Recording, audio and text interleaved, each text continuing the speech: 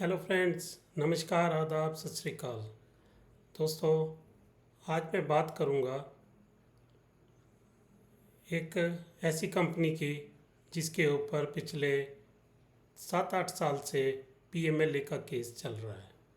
पहले मैंने आपके साथ गेन बिटकॉइन की बात की थी, फिर एमवे की बात की थी और आज फ्यूचर मेकर नाम की कंपनी है, उसकी मैं बात करने जा रहा हूँ।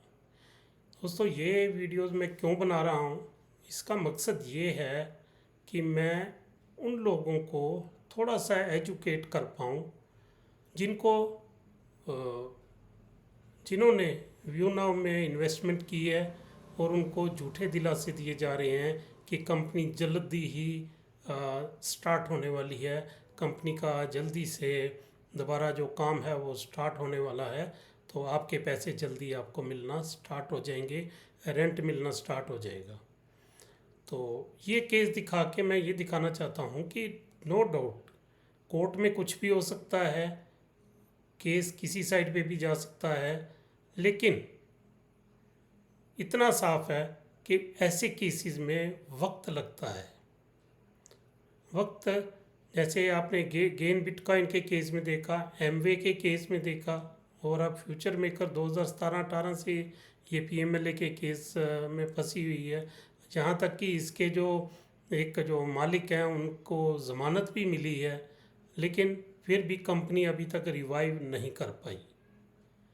वो इसीलिए क्योंकि पीएमएलए के केसेस में पैसों को रिकवर करना होता है। जितना अमाउंट का ये दिखाया जाता है कि इसमें इतना स्कैम हुआ है, वो अमाउंट रिकवरी सबसे लंबा जो वक्त लेता है, और जो कोर्ट की प्रोसीडिंग्स होती हैं वो हमारे हिसाब से नहीं चलती, ना ही वो ईडी के हिसाब से चलती हैं। कोर्ट्स का अपना हिसाब होता है, वकीलों की अपने तौर तरीके होते हैं काम करने के, तो उनको वक्त लगता है। इसलिए मैं ये आपको ये केसेस दिखा रहा हूँ। तो इनके अलावा और भी ऐसे केसेस हैं जो पीएमएलए केसेस में काफ़ी समय से फंसे हुए हैं, लेकिन वो इनका हल क्या होगा, नतीजा क्या निकलेगा, कोर्ट का डिसीजन क्या आता है, वो हम जज नहीं कर सकते, हम डिसाइड नहीं कर सकते, ना ही हम कुछ बोल सकते हैं कि कितना वक्त लगेगा। तो इसलिए झूठे दिलासों में मत आइए, थोड़ा सा रियलिटी को समझिए। तो बाकी आइए पहले देखते हैं फ्यूचर मेकर का केस, उसके बारे में थोड़ी सी जानकारी मैं आपको देता हूँ। तो मैंने एआई से पूछा, what is the current status of future maker case.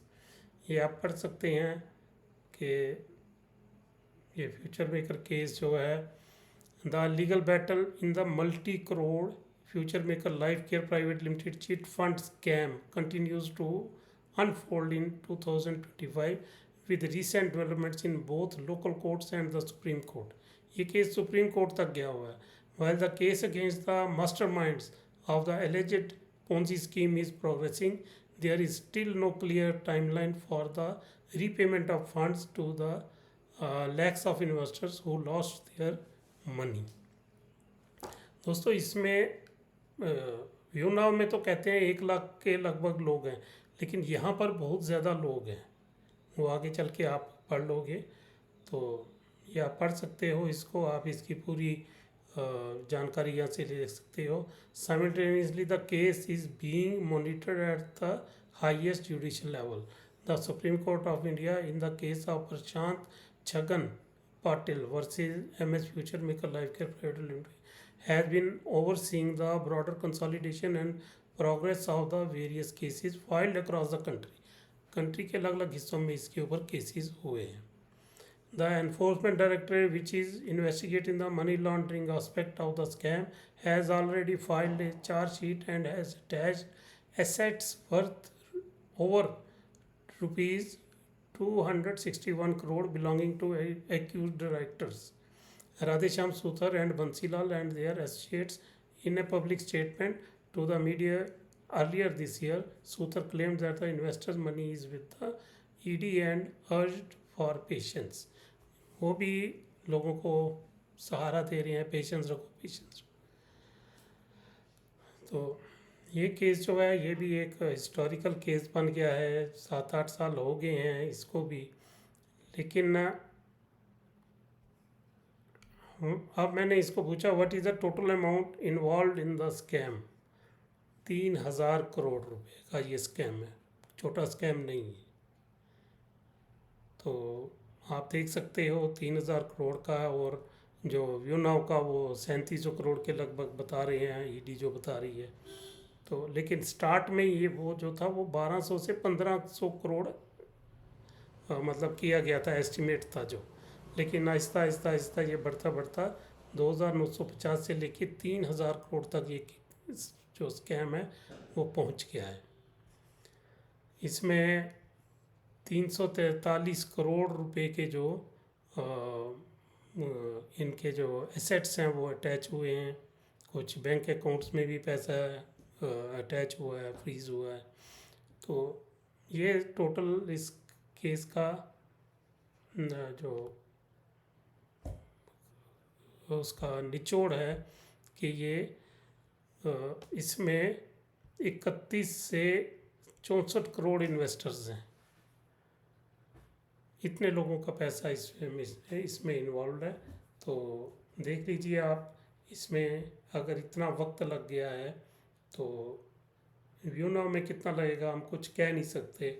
लेकिन जो एक पास्ट हिस्ट्री है, जो मैंने 3-4 केसेस आपको बताए हैं, इसके अलावा और भी हैं, तो इनमें यही लगता है कि ये एक टाइम कंज्यूमिंग जो होते हैं ये केसेस होते हैं। कोर्ट्स में जब केस चले जाते हैं तो उसमें बहुत सारी जो टाइम कंजम्पशन होती ही होती है। तो अब सवाल आता है कि ये जो एमवे के ऊपर भी पीएमएलए वो कैसे चल रही है, जो पहले पिछली वीडियो में भी मैंने बोला था। उसका ये है जो मेरी समझ में आ रहा है कि ये जो 3-4 जैसे गेन बिटकॉइन हो गया, ये फ्यूचर मेकर हो गया, या व्यू नाउ है, इनके पास कोई सॉलिड सोर्स ऑफ रेवेन्यू नहीं था। इसलिए जब इनके अकाउंट्स फ्रीज हो गए, जब इनके ऊपर एक्शन हुआ, तो ये बंद हो गई ये कंपनीज ही। जबकि एमवे के पास एक रेगुलर सोर्स ऑफ रेवेन्यू था, वो था उसके प्रोडक्ट्स।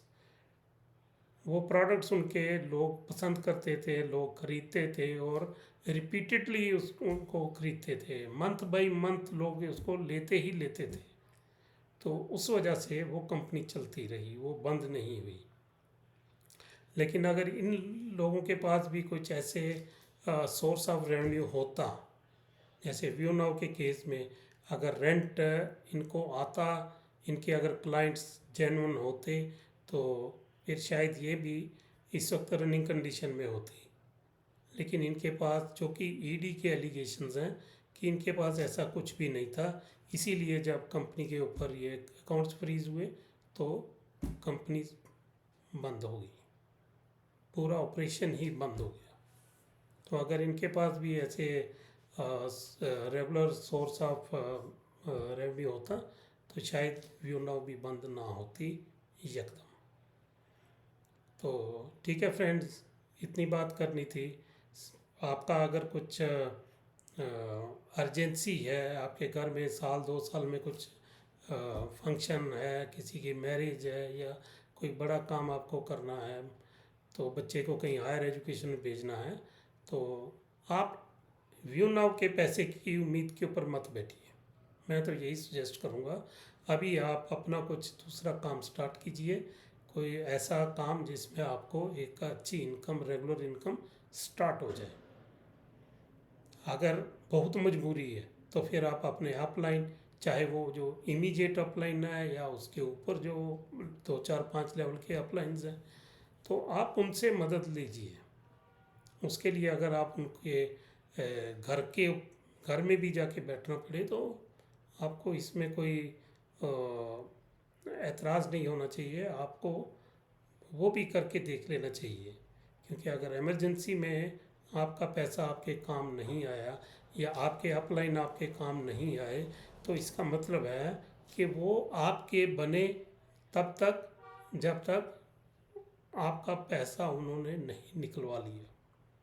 पैसा निकाल लिया, अब वो अगर आपकी हेल्प में नहीं आते हैं, आपको बहुत इमरजेंसी के दौरान भी, तो फिर तो आपको कोई एक्शन लेना ही चाहिए। मैं तो यही एडवाइस करूँ, मैं आपकी जगह होता तो मैं ज़रूर ऐसा ही करता। ठीक है फ्रेंड्स, मैं किसी को कुछ ये भड़काने की बात नहीं करता हूँ, मैं एक एथिकल बात कर रहा हूँ कि अगर किसी को इमरजेंसी है तो उसके सामने ये हाल है। तो अगर 1-2 साल के बाद आपकी कुछ नीड्स हैं तो उसके लिए आप कोई अपना काम स्टार्ट कर लो, अपना कोई रेगुलर जो इनकम का सोर्स आप जनरेट कर लो, सो दैट वक्त आने पर आपको कहीं दाएं बाएं ना देखना पड़े। ठीक है फ्रेंड्स, आपकी क्या राय है आप कमेंट्स करके बता दीजिए, तो सो दैट मुझे भी